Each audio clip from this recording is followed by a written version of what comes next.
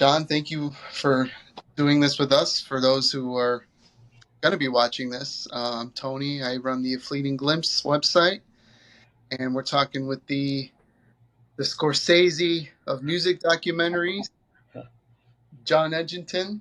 No.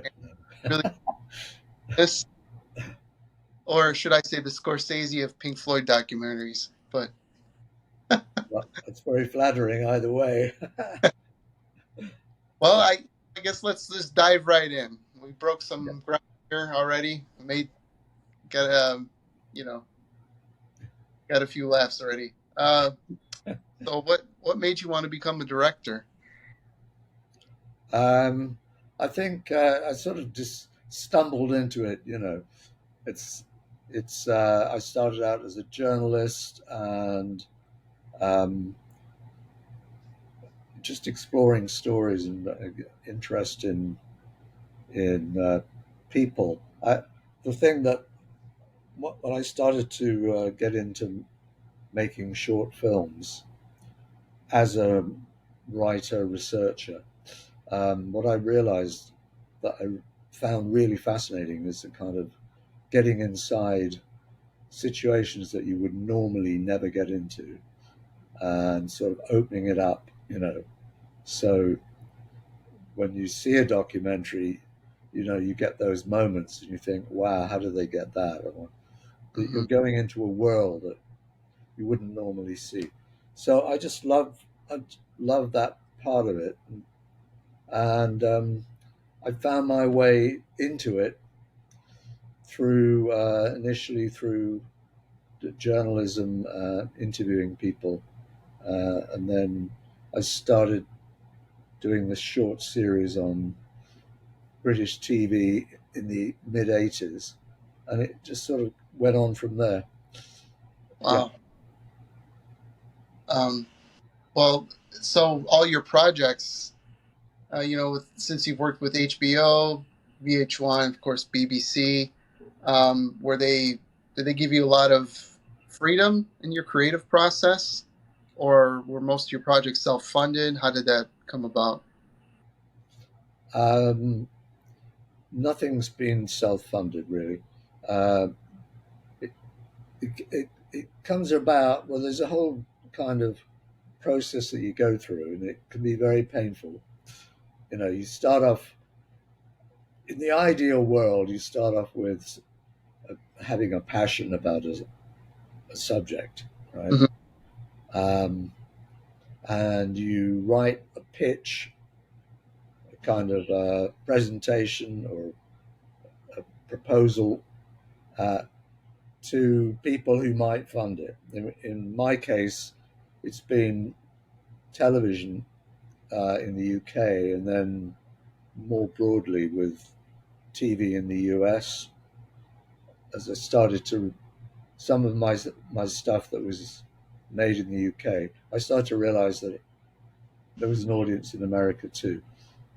So you do this pitch, and sometimes they basically tell you it's not really the film they want. They want this other kind of film, and then you've got to decide, well, is that the film I want to make or not? And it's always a toss-up, because if somebody's prepared to pay you to work, and we're in a freelance business, which is very vulnerable, Hmm. uh, especially at the point when you got a family and kids, that kind of thing. Then the temptation is to say, okay, I'll do it. I'll do it, whatever you want. Yeah. But I learned that actually leads to a lot of pain. So I've tried as much as I can to make films I really wanted to make in a way I wanted to make them. But the reality sometimes is that you're doing this for essentially you're being paid, right? Hmm.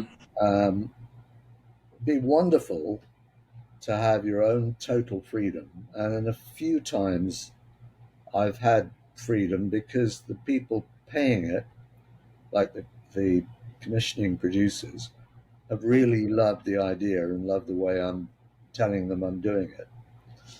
You know, it's probably fairly exceptional in the whole of my career that it's gone that way.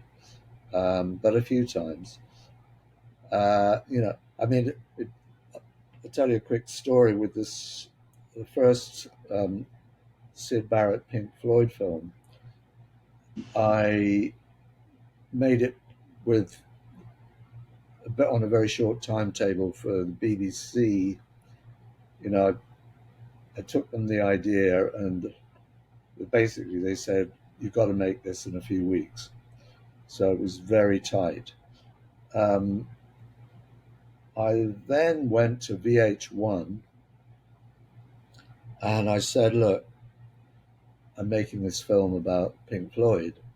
And the guy at VH1 went crazy. It was like, "Oh my God, we could never get the Floyd. We could never get the Floyd."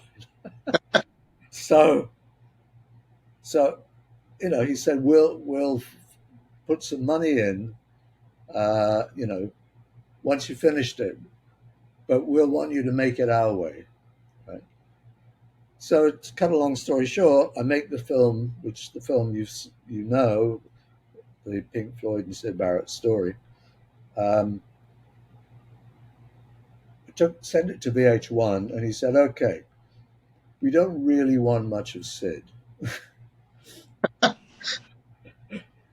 you know, we'd like it to be, 80% the Floyd, 20%, 15% of Sid, Uh, and so it was kind of, and they added, he actually then wrote the script for it, essentially. And so out there somewhere, which possibly findable, but I doubt it anymore, it was, what was it called on VH1? It's pretty much the Pink Floyd and Sid Barrett story, but it's the VH1 version. I was going to say in Yeah. 2000, Omnibus, is that the correct name? Omnibus was the BBC, yeah. Is Yeah. there? And so, that's, which is sort of a fairly kind of serious, in quotes, arts program. So they basically liked the idea. They were incredibly impressed I'd got all the Pink Floyd to agree to it. And they just said, "Here's the money, go and do it." But when it gets to VH1, um, they're like, "Well, we're going to manipulate this and change it and do it." But by that point, I was just thought, "Okay, do it. Do whatever you like." I'm happy that something gets shown on American TV because it had been shown once on the BBC and that was it. Oh, And until I got the rights to do the DVD about 2 or 3 years later, the only chance anyone could see any of it in the States was on VH1. But that's the way things go. It's a bit of it's sometimes a hard negotiating situation where you're, do I want the money? Am I going to take it? What do I have to do to get it? absolutely. Yeah, A friend of mine once said you should never be ashamed to support yourself. So, that's absolutely, true. That's true. absolutely. Yeah. So that's how the Floyd, you starting working with the Floyd came about, or was there something else prior to that that led you to the Sid Barrett? Um, yeah. I mean, I know I didn't really think about it as a, something to do with the Floyd until quite late on. Really, I was looking into the whole idea of a film around LSD and the effect of LSD, Hmm, and I've honed in on the story of Sid, and I started reading a lot about it and thinking, it'd be really interesting to find out what happened to Sid and where is he now and what um, was the outcome of all that speculation around him. Um, was it the LSD? Did he take too much? Is that what happened? I really was kind of curious to tell the story about Sid. And I set out to do that as a documentary. I wasn't intending to make necessarily a music documentary, as a kind of music documentary format or anything like that. But it was to just explore this story, to sort of unpick the story. So, I said about it. I thought the only way to do this is to see whether his immediate family, who were essentially, in a way, his carer, his sister, Rosemary, what she would she even talk to me, uh, and what would she think of the idea, and would Sid approve of the idea? So it started out like that, and I can tell you the story of what happened then, if you like, which was essentially me meeting Rosemary and her husband in a restaurant in Cambridge, where they live, and having a pretty difficult kind of conversation, because she was highly wary of journalists. Journalists have been snooping around, you know, doing ridiculous things like taking out his trash and going through it. I mean, he lived on his own in a small house. Lived very privately. Rosemary would see him probably every day, check in on him. He would go shopping with her sometimes. But, he was pretty much an independent guy. Mm-hmm. And the last thing she wanted was an intrusive press presence. And she told me that she had actually talked to Sid about the idea. She called him Roger because his real name, his birth name is Roger, but I'll call him Sid. So she said that he wasn't he didn't want a film made about him. Wasn't interested. He wasn't interested at all in Pink Floyd. He didn't want to have anything to do with any of his life at that time. Just wasn't interested, and did not want a film about him. But we discussed it in quite a lot of detail, and she kind of picked apart my reasons. I told her that I had a son who was an LSD casualty, and that was part of the reason I was interested in doing this. And she was very interested in that. And what's interesting about Sid is that if you listen to someone like Roger Waters, you would think that Sid was suffering from schizophrenia. But Rosemary is absolutely adamant. She was then, and I made notes at the time of our conversation, so I checked them out today. Actually, I just checked to see. Yeah, she said very clearly, it's different. Schizophrenia is different from brain damage, and actually, Sid had a series of uh, um, what do they call it? Where you have a brain, an X-ray. Yeah, uh, and there is clearly some damage, but there's no real evidence of schizophrenia. I mean, he didn't have any of the classic symptoms of schizophrenia, like hearing voices and so on, having uh, psychotic episodes. He's just unable to go in certain areas when he's in his thinking. And that could have been caused by too much LSD. Who knows? Could have been caused by other things.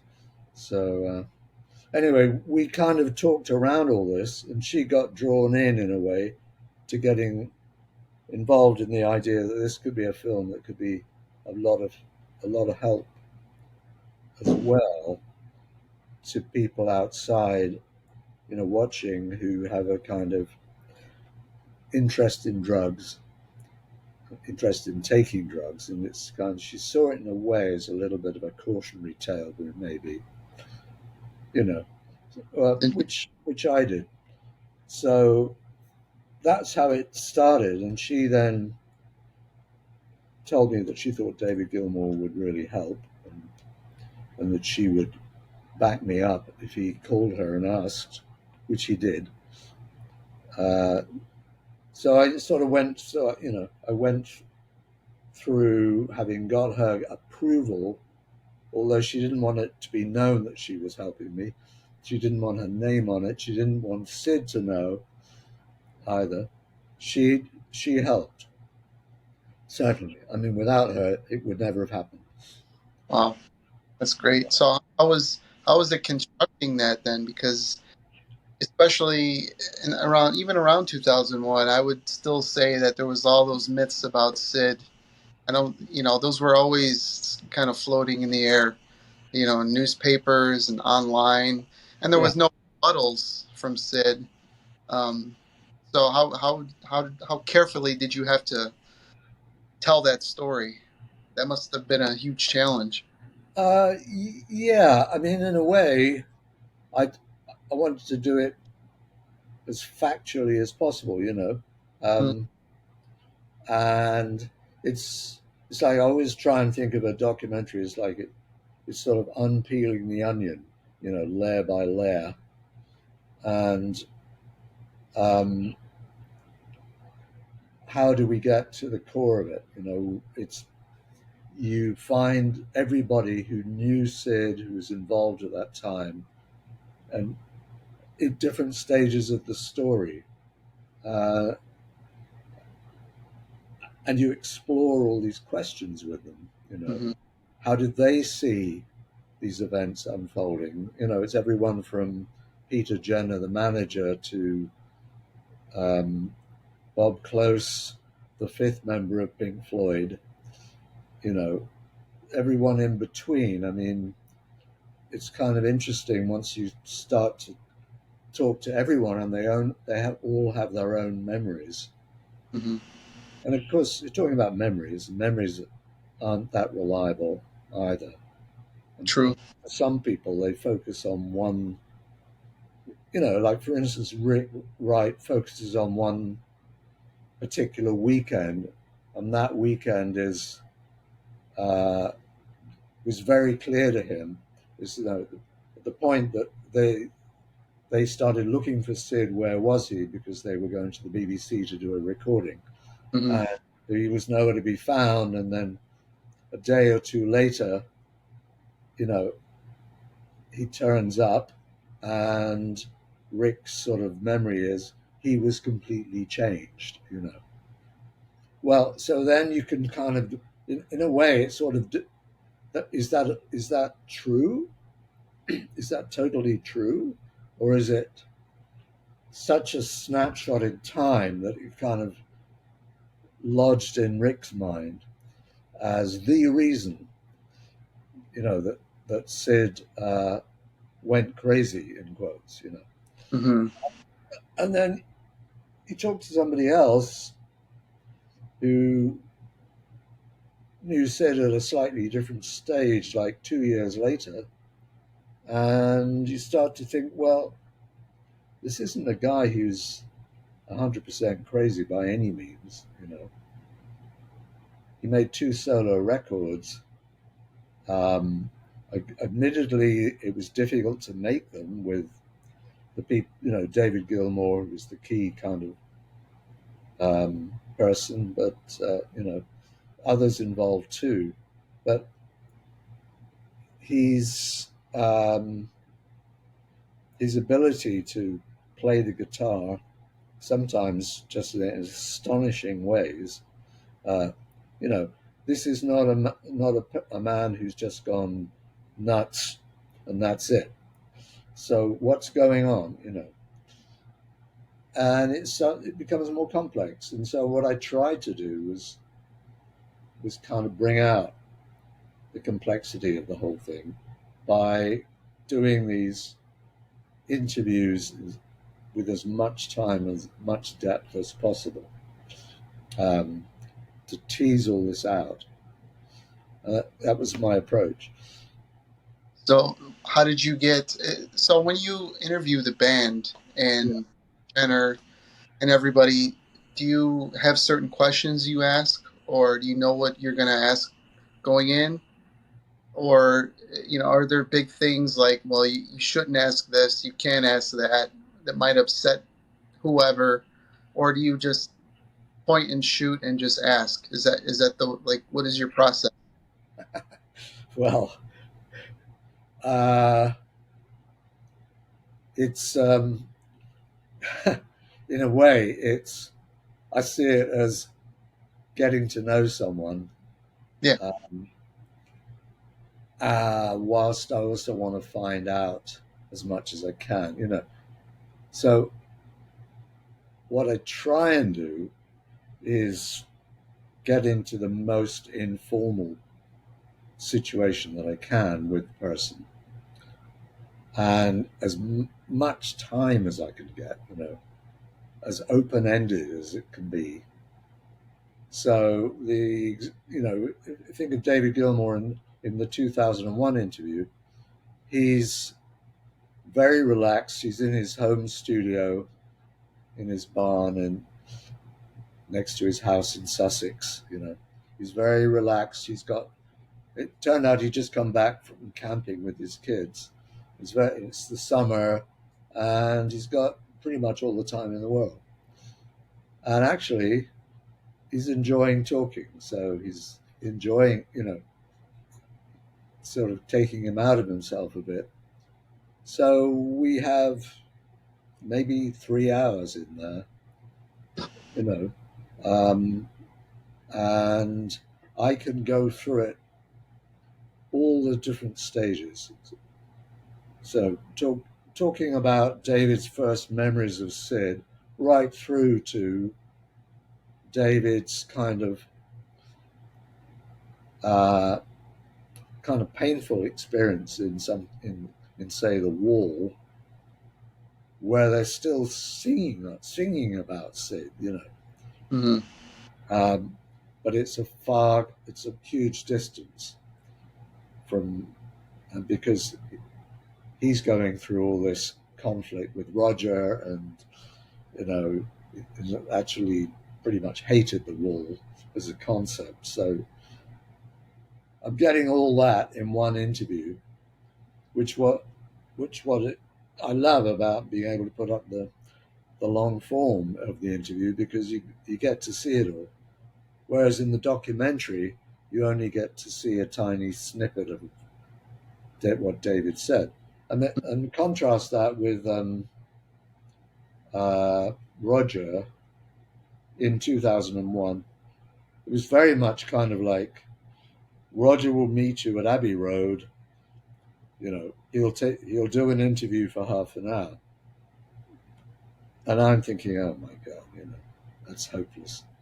But they're adamant, and his lawyer is sitting there with him. Wow. Uh, yeah, sorry, his agent, Oh, his agent. Pretty much the same as the lawyer, as far as I'm concerned. Right, should be on. yep. We're good. Yep, you can see it. Mhm. Yep. Okay, so your next question, essentially.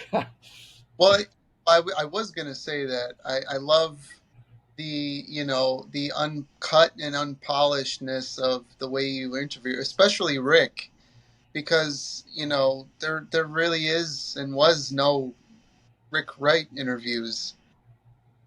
I've come to find out, and that yours is like the pinnacle one. He's so sweet. He's smiling. He's just very relaxed, and it's just lovely listening to him recollect about Sid and just talk.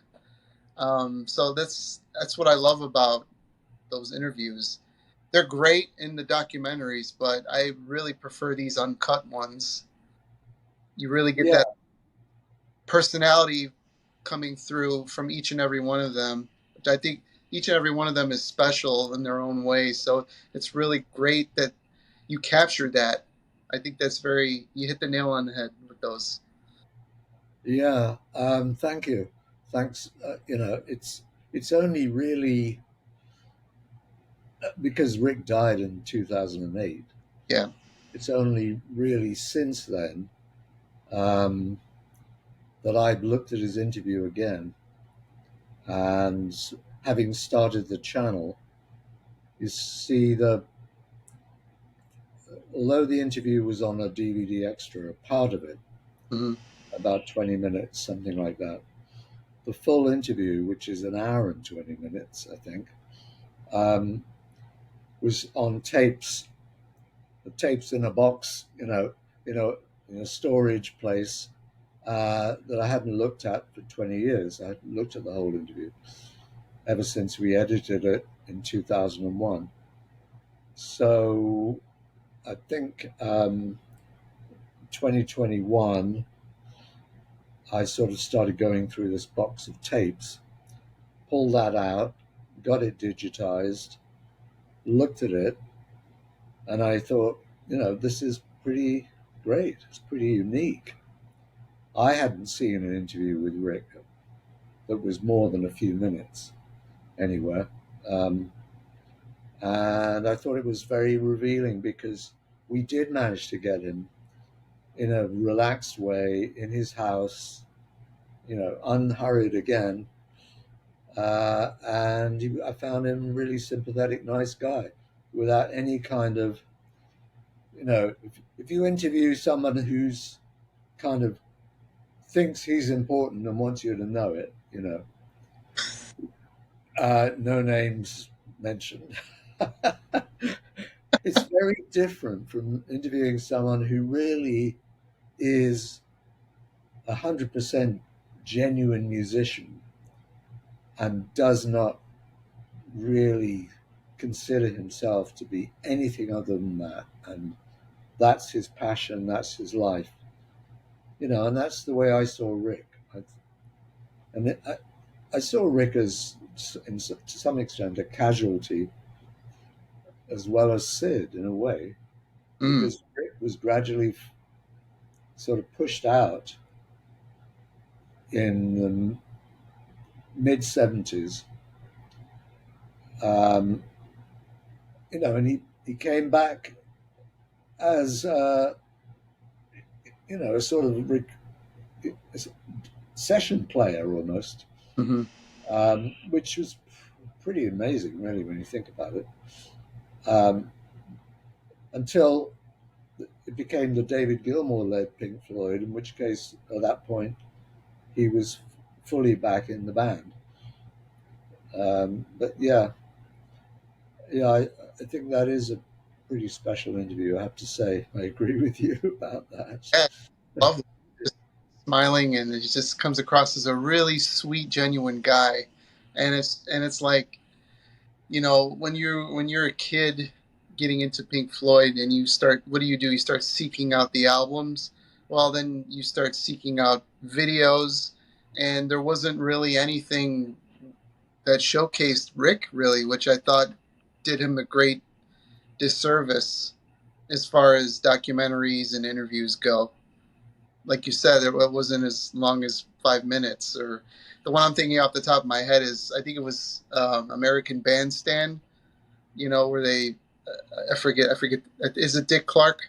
Yes, Yeah, yes, it's and he Dick Clark. Yeah, oh, guys eating, and I think yeah, it's Rob said 2 cheeseburgers each, yeah, and then Rick speaks for like it's 10 seconds or something. It's very yeah, strange interview, but it's quite fun back. yeah. Um, so, speaking of lack of video material and archive footage, when you were putting together the "Wish You Were Here" documentary, that's another challenge because there is no live footage. Um, Yeah. there was some photos, which they're clearly in the piece, but how was putting that together with virtually nothing to go off of from that period? Yeah, it's a challenge. Uh, I mean, I think the key thing is, I did think that it was going to be essential to get David and Roger. It was a lot of uncertainty about Roger was even going to take part in the documentary, but I, I felt it was essential that we got them to do kind of stripped down, taking apart some of the music, because I thought that would make up for a lot of the lack of live footage of them playing. I mean, they had this draconian management in the 70s, uh, where it's old style, old fashioned manager, like Led Zeppelin had an old style manager, so the Who had an old style. These guys were like, we're not going to film anything. Nobody's going to film anything, you know, because if they film it, then it'll get out there and we won't own it. We have to own everything, you know. And it's kind of funny because nowadays everybody films everything. Yeah, I know. And of course, they regret not having filmed things now. They wish things had been filmed, Yeah. of course. But, what you're relying on with Wish You Were Here is they went on a tour where they played the stuff live alongside playing some of the um, Dark Side of the Moon live, and it was before the record had come out, you know, Hmm. and none of that was filmed. Right? There is a little snippet of Nebworth of them playing "Raving and Drooling" at Nebworth. Yes, yes, a tiny snippet from a news report, I think. Yeah. Yeah, but yeah, the quality is terrible. So what do you do? The first thing was, the saving grace was, well, there were three things. Jill Furmanovsky, the young photographer who managed to get into Abbey Road for a day or two when they were putting together, they were struggling writing the album. So they had a lot of time to sort of sit around in the studio, and she took loads of photographs, and they're great pictures. Hmm. Um, she went on tour with them a bit, and she managed to get some nice pictures from that tour as well. Um, so she was one great source. The second one was Gerald Scarfe, the animator, who, for their tour after the album was out, they went on a tour 75, 76.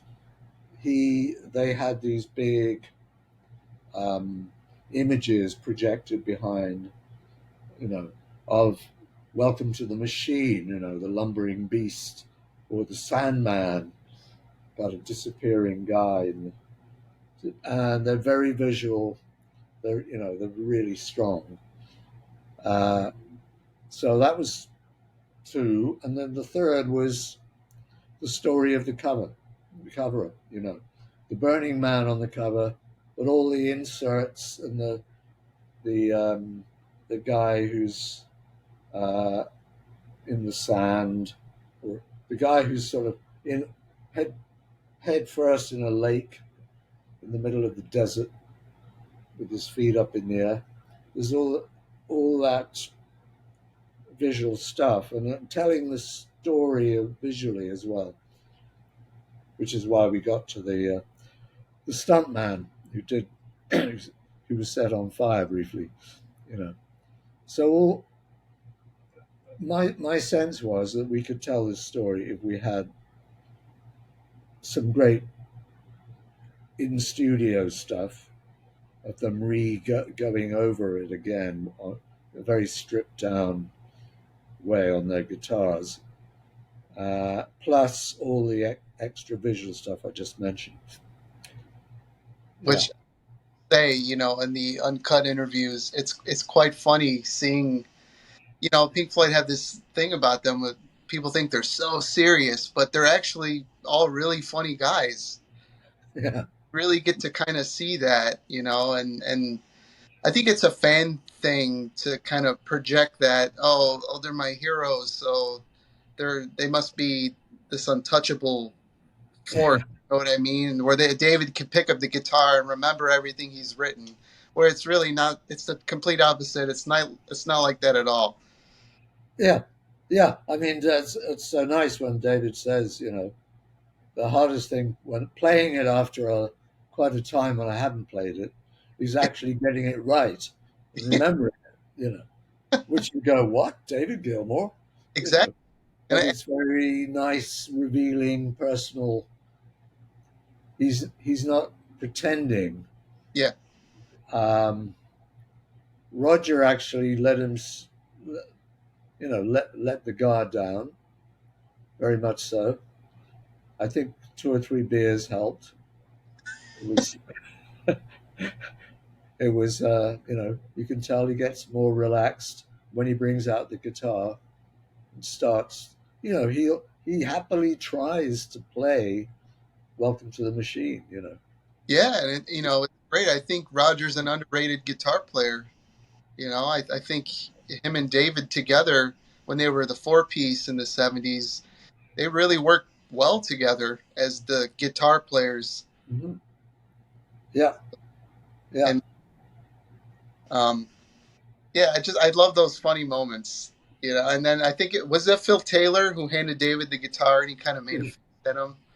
I think it was. Yeah. Yeah, I love that stuff. I just, because like I said, everybody thinks they're so serious. So it's really great seeing that human side of them, which you have brung out, that no other documentary has, yeah, everything is so serious. So I really love that. I think you really did a great job with that.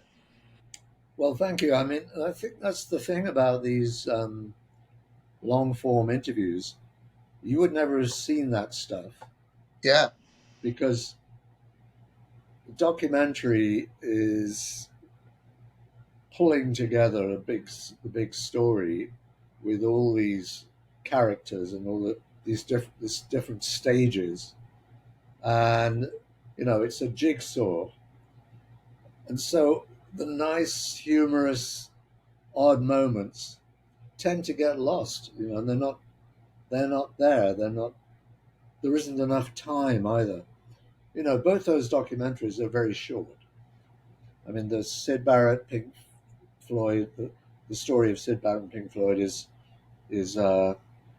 50 minutes Hmm. actually, and the story "Wish You Were Here" I think it's just under 60. They're short. I mean, that's because they were primarily funded for TV, and it's like the hour. You know, Yeah. um, that I've made longer films, but I made a film about Joe Cocker, which was an hour and a half. That was funded for TV, but they decided they were going to go big and take an hour and a half. This is pretty much the norm for television. That's up until now. I mean, I think now there's been a shift in the last 10 years. So the last Wish You Were Here film was made in 2011, Hmm. and with streaming and the streamers, you can, Scorsese can make a Dylan film that lasts 4 hours. No one, that's fine. It's on Netflix, Hmm. and certainly, I believe that the new Sid Barrett film that's just out, I haven't seen it yet, um, is certainly, it's like an hour and a half, an hour and three quarters, which is right. It should be. Hmm. I'd be fascinated to see that actually. But up till now, there's just been a few short docs around Pink Floyd. So did you ever think of interviewing them in the same room, or was that always completely off the table? Yeah, because they weren't talking to each other. Which is, which, 2011. I mean, they were having this. Well, I would say provoked by Roger. Really, I have to say, ridiculous discussion about who wrote the song "Wish You Were Here." It all came out in an interview David did, or that Roger disagreed with. And when I first started trying to interest Roger in taking part in this documentary, the only reason we could get him to take part was if I made the film without him and then showed him the rough cut. And when I showed him the rough cut, and he decided he could improve it by being in it, which I thought was perfect from our point of view.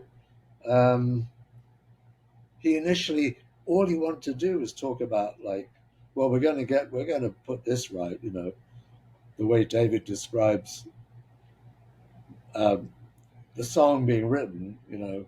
I never sat in a room with anyone and wrote a song. That didn't happen. That isn't the way it happened. That was right there and then. Like there was always some kind of dispute going on, which meant they weren't going to meet each other and sit and talk, which is a great pity. definitely, especially around that time, because they did the Hoping Foundation charity gig together in 2000, Yes. and then in 2011, obviously, as everybody knows, David went and did Comfortably Numb on the wall at the O2. Yeah. So it's like, Yeah. guys, what happened in Yeah. I 5? know. I know. But I mean, it's still a great documentary, and even them individually, it's yours are two of the best, if not they stand alone. There's nothing that will ever top them. So I mean, pat yourself on the back, because Well, those thank you, Tony. That's very, very high praise. I appreciate it actually. Certainly, the 2001 film was very much a labor of love, and for a long time it didn't look like it was going to get made mm, because you can't really go to um, musicians like David Gilmour and Roger Waters uh, and get their agreement if you haven't got any funding behind you or any sponsor. They want to know that it's going to be on TV. They want to know. If I went to them and said, I'm thinking of making this film, please be in it, and I'll come and shoot an interview with you, and maybe that'll kick it off. They're just not going to. They wouldn't be interested. yeah, you can't. Uh, Hey guys, it's gonna be on Tubi or anything. yeah, exactly. I mean, it's no. So, I mean, there have been some amazing examples where that has happened. Uh, I don't know if you ever saw a doc about Ginger Baker, the drummer. You know, Ginger Baker was the drummer with Eric Clapton and Cream. on Cream. There's a fantastic documentary where this guy actually track Ginger Baker down in Africa where he lived. And and he starts filming when he gets out of the car. And Ginger Baker is literally trying to beat him away with a stick. Get out of here! I don't want to talk to you. Like, and in the end, he makes a whole documentary, and Ginger Baker agrees to be in it. Wow. And then he gets other people involved as a result. But so, hats off to him. I've never done it that way. Yeah. And for those who are watching, don't do that to David, Roger, Nick, or anyone No, else, please. no. Well, you'll be executed by Barry, the great Barry. Um, but one thing I do love about your documentaries is a lot of it is some of the information we all know, and they're just expanding on it. But a lot of it now that the extended versions are released on YouTube is there's new information like about Mike Leonard. Like I knew he was in the band, but I didn't know he was the guy who literally has the Benson Echo Rack. So when he brings it out, I literally was I in. know. Yeah. I thought that was something they just completely found and said, all right, we'll try it or whatever. Well, there's a lovely bit in the story of Wish You Were Here where Roger says, "I love that machine." The Benson, talking about the Benson, and there it is in Mike Leonard's attic, which is pretty astonishing. But all kinds of things emerged in Mike Leonard's attic. When we were filming, the BBC had lost a copy of the original Tomorrow's World film where Pink Floyd are sitting playing while Mike does the lights. Yeah. And Mike had a copy on film in a can that they'd given him back in, whenever it was, 68. Yeah. Uh, and so he gave it to me, and we could get it transferred and copied. But at that point, the BBC had lost theirs. So, this man had just the absolute treasure trove. He never threw anything away. Sadly, when he died, his place was kind of the woman who bought the place. I don't think she put any value on anything that was in there. She just had it all cleared out. I mean, it's one of those awful things where you just think, why on earth didn't somebody from the Pink Floyd side, go in there and get some of this stuff? Because they now have the Pink Floyd exhibition touring around, currently in Toronto, folks. And they would have died to have had that. The I Benson, the original Benson. Yeah. I think there's one in there, but I assume it's just a replica. Yeah, it's going to be a replica. Yeah. Oh man, that's how it goes sometimes. Yeah. I think they don't value those things. I think they just look at them as tools, whereas people like fans and everybody else is, oh my God, it's the Benson Echo Rack. It's gold. Well, to them, it's just like I've got one at home. Yes. That's exactly. Well, are you currently working on any new projects? Well, I'm primarily working on the digging out more archive and getting on the channel.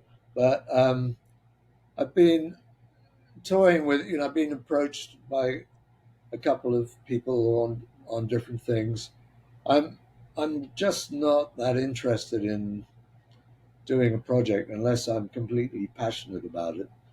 And if it's not controlled by interests, self-interests in the music business, shall we say, I can go off on a rant about all that. I mean, the problem is more and more music documentaries are essentially public relations vehicles for bands and record labels, because they've seen this as a way, because of the advent of Spotify, and you know everyone can watch things for free pretty much if Yeah. they want to.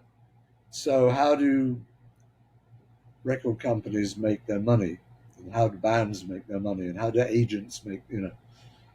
So one thing that they realized is, if you can get a Netflix documentary and you get Netflix to pay for it, and you can own it as the band or whatever, then this is a huge boost to your finances, and also a huge boost to your stature. It drives people to buy your music, to buy your records. So there's all this pressure to kind of do it in the way that suits the different interests, whether it's the management or the record label or the funder, distributor, or the band or the musician. And to me, unless you're prepared to say, look, you're the director, you're the filmmaker, you make this, you have a total free hand, we don't even want to see it until it's finished and it's out there. I just, at this point, I just feel, nah, I'm not going to do a kind of PR job for you guys. And I got slightly stung doing the Genesis film. In a way, it's a little bit of payback, having put up all the long form interviews from my Genesis film on my YouTube channel, because people are getting to see just how good those interviews are, which wasn't altogether apparent in the final documentary, um, which was controlled by too many interests. Yeah. So there you go. I've had my rant. Oh, you're way. So you mentioned Netflix and then the band owning it. Now, obviously, you're aware of what's going on with the Actors Guild and the Yeah. writers on Yep. strike. Would Since it's music, would the band get residuals if they released a documentary on Netflix or Hulu, or is that still fall under that same category where they wouldn't get anything? Um, well, it's very much depends on what kind of deal has been worked out in advance. Um, so if there's any music involved, which there will be, Yeah, obviously, uh, that music, the music rights, the music publishing and the recording rights, there is a payment that's made when something is shown on TV or on a streamer or anywhere else. And it's either, the payment is either made up front, or it's made depending on how many times it's shown, or how on television, or maybe how many years. I'm not sure what the Netflix deal is, but there's certainly some kind of contractual thing. mm, Um, in terms of the actual, you know, I the film I made on Joe Cocker was on Netflix for 3 years. Uh, I made the film as an independent producer, and in order to get it made, I had to do a deal where I took the amount of money of the budget, with a very small profit added, and I said, okay, that's it. I don't have any royalties. I don't have any say in it. They sold it to Netflix, and actually, I was, because I was creatively happy. No one interfered with me making it. I loved making it. You know, I got a great result. Um, I foregoed the possibility of future royalties and future earnings. But that's what, you know. It swings and roundabouts. Whatever, you know. It's if you maybe go down the route of like really hammering out the money side, you'd never actually make the film, because that's the other side of it.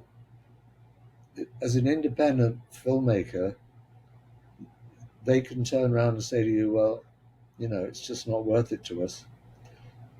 You know, who wants to, who's, it's a gamble to a degree for a distributor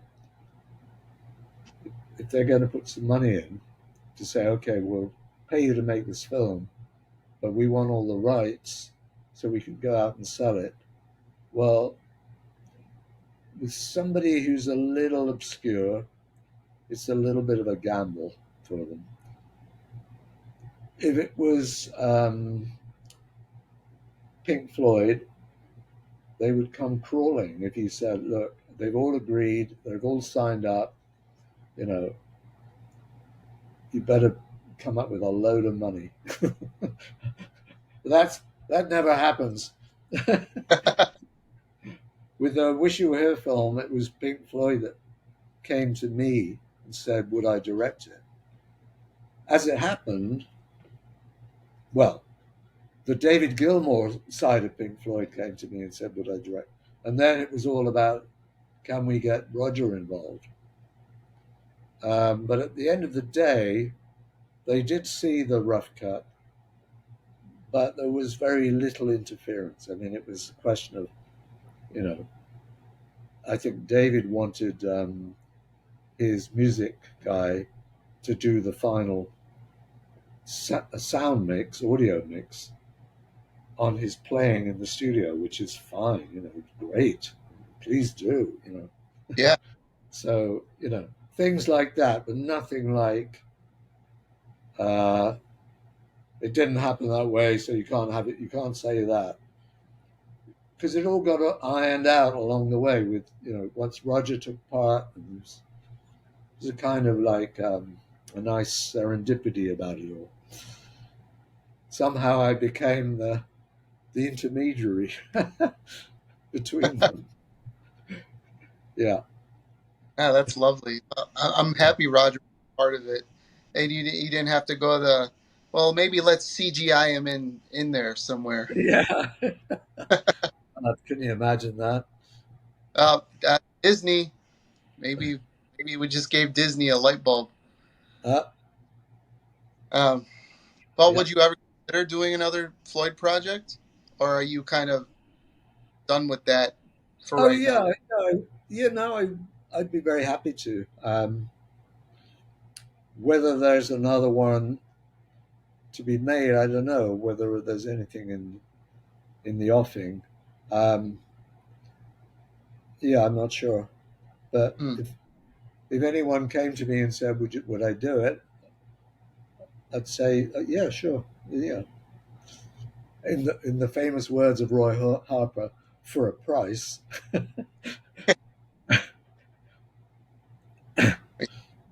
Well, I do have some questions from some of our forum members, Right. and one from a guy called Lars. Hi, Lars, if you're watching. Hi, Um, Lars. John, was there ever talk of producing a proper animals documentary? Well, no one asked me directly about an animals documentary, but I understand that when the animals anniversary sort of product came out a few years ago, maybe 5 years ago, they brought out the kind of box set animals thing, with you know, re Well, that was doing. last year. It was 2022. Was it really? Was it? Yeah, it was It was remixed in 2018, but remixed, yeah, the remixed and so on. Um, I think in 2018, yeah, there was they. I think Pink Floyd or the Gilmore side asked one of the distributors whether they'd be interested in funding the Animals film, and I think what they stopped proceeding with it because they didn't really have any footage. Um, you know, if they'd asked me, I'd have got round that, but they didn't ask me. Um, so they, in the end, the whole idea was junked. But it could be also that at that point, Roger was in a huge dispute about the liner notes that were going on the new remixed version, right? Yeah. And he wanted to write a whole thing. And, David and he were like, literally, that held up the whole project for, I think, some time. But so they probably wouldn't have taken part in another documentary anyway. Yeah. Unfortunately, but I mean, it Yeah. is it's what it is. Yeah. So, um, well, we have another one from Julie Skaggs. Hi, Julie. Hi, Uh, Julie.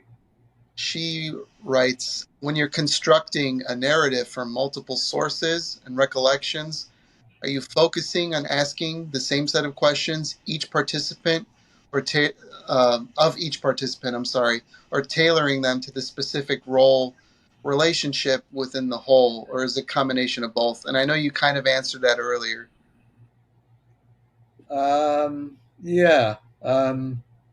I guess, yeah, in a sense, just to summarize it, yeah, the you're setting out to tell a complete story, so you want everyone to fill in as much of it as they can from their perspective.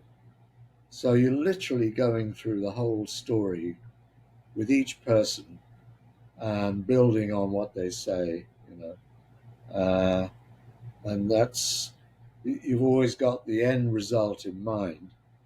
And if you first of all talk, I think the first interview I did for the Sid Barrett film was with Roger Waters at Abbey Road, and we got a very kind of 1 hour compact, you know answers to the questions and so on. It wasn't very loose. So by the time I got to David and I had so much more time, I could really start to fill in.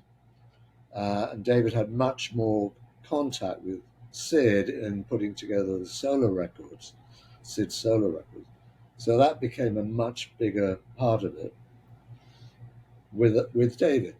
With Rick, it was very much leading up to Sid leaving the band, but a totally different experience from Rick, and it was very detailed, much more detailed than, say, Rogers or David, because Sid was living with Rick at the time that Sid was pushed out. And so, that was an entirely different perspective. So you can see how this could build. Yeah, Yeah. So essentially, yeah. I don't know if that's answered your question, Julie, but hopefully. I think you hit the nail on the head. Um, Good. last one comes from David Knott. He says, a bit of feedback for John. Really appreciate the work you have done with the various interviews and sharing them. And his question is, it was great to hear Roger recite the lyrics to Roy's When an Old Cricketer Leaves the Crease, not something that I knew was on his radar. Did it cross your mind, John, to ask where Roy's lifetime ticket to Lord's has gone as payment for his contribution? Well, hi, David. Thanks for your praise. That's very nice of you. So the old cricketer, that was. huge surprise to me too.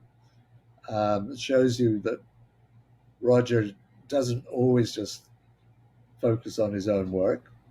Uh, Secondly, an answer I understood from Roy's answer that he never got his lifetime ticket, right? That was my understanding from his answer. Uh, and I think in the long interview on the YouTube that I put up, that's fairly clear, isn't it? But if it isn't, I should make it clear. Yeah, he did not get his ticket. Nope. Well, I withdraw any opinion. I don't delve into the drama side of things here. So, those guys, keep it over there. That's between. I But mean, a lot of people have commented in the comments, how it's kind of ironic that Roy is singing the song Have a Cigar about the cutthroat music business, yeah, and he's being quietly stymied when, he does a deal with the band. Uh, that's sort of a little bit of an ironic, I don't know, it's kind of poetry in a way. yeah, sure, for sure. Yeah. So, But so do how you we have? doing? We good? Oh, yeah. I can ask one more. Do you have any more from those sessions? Because I really love the way Dave speaks. I think he's an intelligent individual. So whenever he speaks, it's just like you can't help but think of like a philosopher or something. So is there any more of those, or is what you put up kind of it? Um, I think with David, uh, we're probably pretty close to it. I think. Hmm. Um, the problem of putting up much more is that you wrestling with the music rights. You'll see that almost all the interviews on the long form interviews and so on my channel, they don't have any music. Hmm. I did start to put up a few with music, and they're immediately challenged. Hmm. And the danger is you get a copyright strike. You try and negotiate it. I mean, there's an interesting example of, um, I think it was with the Genesis interview where Phil Collins is listening to himself playing the drums on a Genesis track, right? And he's just listening to it and commenting as he listens. I put that up, and it immediately got this um, copyright claim, like, you know, three strikes and you're out, basically. Hmm. If you can actually lose the entire channel. Um, and my argument was, well, it's fair use. He's talking, commenting on his own work. He's the creator, talking and commenting on it. But you're going into the world of this gray area world of YouTube, uh, and it's very much kind of picked up and flagged, in a computerized system that's saying this is not owned by you, it's owned by this music rights company. Hmm. You know, you can't have it, take it down, and that's pretty much it. So with David playing "Wish You Were Here," fortunately, that wasn't challenged. Probably because it's not on the documentary, which is owned by Pink Floyd, and it's from the rough footage, Hmm. so it hasn't been seen anywhere. But when I put up a little bit more of Roger singing this "Wish You Were Here," that was on the actual documentary. I immediately got a copyright strike, so I took it down straight away. So what we have is Roger trying out bits and pieces which are not in the documentary, Hmm. sort of steering my course. It's complicated. I'll shut up about No, it. absolutely. I love this. I love hearing the ins and outs of the process. Yeah, yeah, it's a headache, but I'm very happy with the fact that I'm getting a fantastic load of feedback from people. Somebody like yourself and the fans, Pink Floyd fans on Fleeting Glimpse. It's fantastic to have that kind of feedback, which I wouldn't be getting if I hadn't started the channel and put up all the long form interviews. It's just led me into a whole world, and it's a new way of looking at my work actually, which is great too. So That's brilliant. I love that. yeah, So, so I think it's safe to say we won't get any more of Brian Humphreys and the multi. um, I'm going to try. I'm going to try it out and see what happens. Um, there is there's certainly loads of Brian Humphreys. It's just a question of you know can I tease out some that isn't going to be just knocked back straight away? But I'm going to try. Yeah, it all takes a lot of time that sort of thing because you're literally re-editing and picking your way through. Yeah, Um, but we'll see. great. Yeah. Well, we look forward to what the channel brings in the future, and we're all really, really huge fans of your two documentaries on Pink Floyd, and obviously the long form interviews on your YouTube channel. We love what you did, and we're eager to see more. Always eager to see more Floyd related material. Well, that's fantastic. Uh, I'll say thanks very, very much, Tony. Thanks. Great to meet you. Oh, great. Uh, yeah. And keep on rocking, folks. Yep. Okay. All right.